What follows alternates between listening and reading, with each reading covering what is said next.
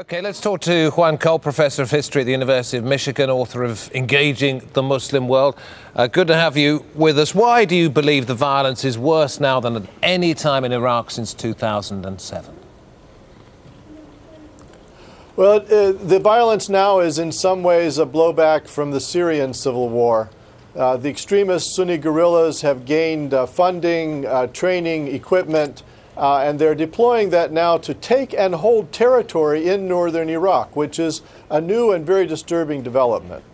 It is undoubtedly terrifying for all of those people caught up in it, but does it suit the Prime Minister Nouri al-Maliki to say this is terrorism rather than addressing the reasons those people feel they need to make these protests?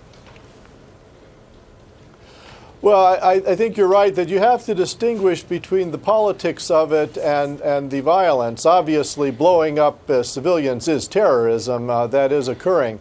But the question is, why has the Islamic State of Iraq and Syria, this insurgent group, been able to take over entire neighborhoods in major Sunni cities like Ramadi and Fallujah?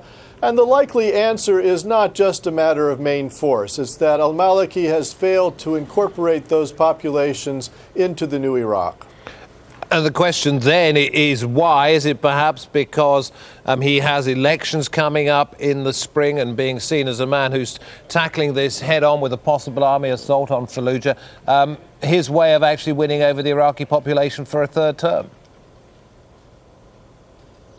Well, it's a flaw in the Iraqi political system that al-Maliki can be prime minister even if not a single Sunni Arab votes for him. And therefore, he does have incentives to please the Shia population, which is his power base. Iraqi politics needs to be redone so that there's a party that incorporates both Sunnis and Shiites so that the politics isn't purely sectarian. But it's also al-Maliki's preferences. He was a conspirator for 20 years, and he doesn't reach out very easily. Well, he has reached out in this instance to some extent outside Iraq by saying, I need international help. What does he mean by that? Well, he wants more weaponry, he wants more helicopter gunships, he wants more Apache missiles, but those things are not going to solve his problem. A guerrilla war can't be won necessarily with just conventional force. Most guerrilla wars are actually negotiated to a solution. And he's locked out the Sunnis from political power and influence, and they are very resentful of him.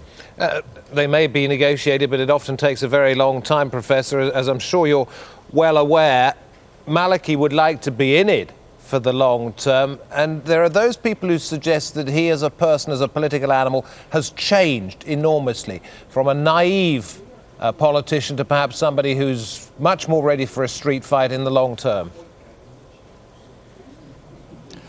Well, obviously, he's been prime minister for some time now, and he's taken on militias like the Sadrists and won.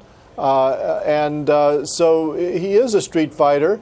But I really wonder if that's what Iraq needs right now. It seems to me that someone who is able to spread around the oil largesse and who is able to convince people that he's their president as well, a uniter, not a divider, it seems to me is what is needed, and al-Maliki is a very polarizing figure. Very brief one, if you may. Rather complicated question, but can an Iraq, where, as you say, the Sunni population is shut out, can it survive as one country? Well, I don't think that partition would solve anything because in history, in modern history, when there has been a partition, the two divided bits go on fighting with each other. I think it's much better if the Iraqi politicians and elite can come to some kind of understanding with one another. And more immediately, the present al-Qaeda push into Iraq really needs to be defeated. Well, thank you very much indeed. Juan Cole there talking to us from Michigan, where he's a professor of history. Thank you very much indeed.